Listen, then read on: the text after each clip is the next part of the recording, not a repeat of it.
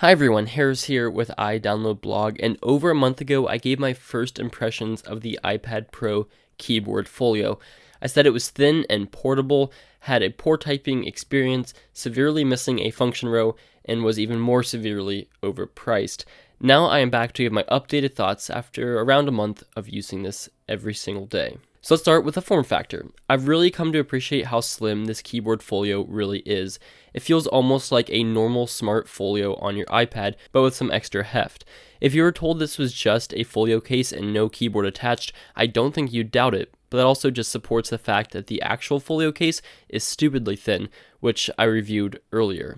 But using this keyboard is so organic and effortless, it screams first-party accessory. The multitude of magnets attach instantly and without error, and the additional typing angle is a nice addition to last year's model. It's a breeze to detach this if you want to use just the iPad without anything attached, though I find myself just leaving the keyboard folio on because the iPad's almost too thin to really use just by itself. You can tuck away the keyboard behind the iPad, which is what I usually do, and because of the magnets there is a satisfying thump when you do that.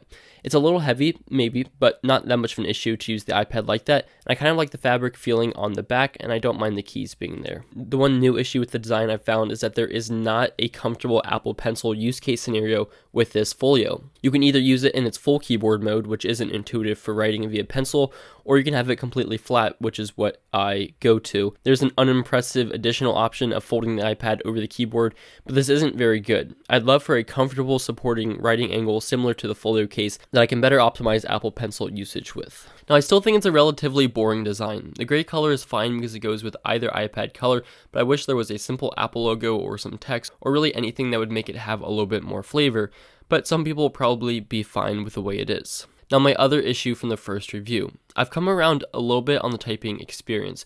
While I still find it objectively worse than other keyboard cases I've used, the fabric is a nice texture for typing, but I will say it again.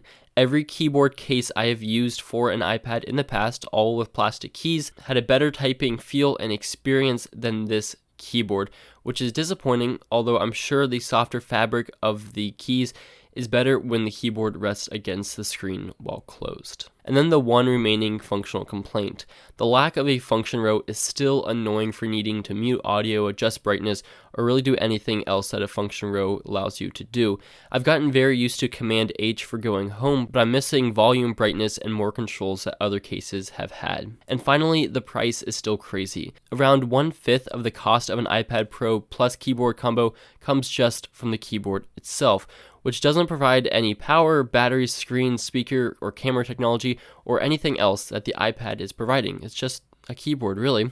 In fact, if anything, it technically drains the iPad's battery, but you won't actually notice that. So I still love this keyboard folio, and I've really come around on just how slim and mobile it makes the iPad Pro.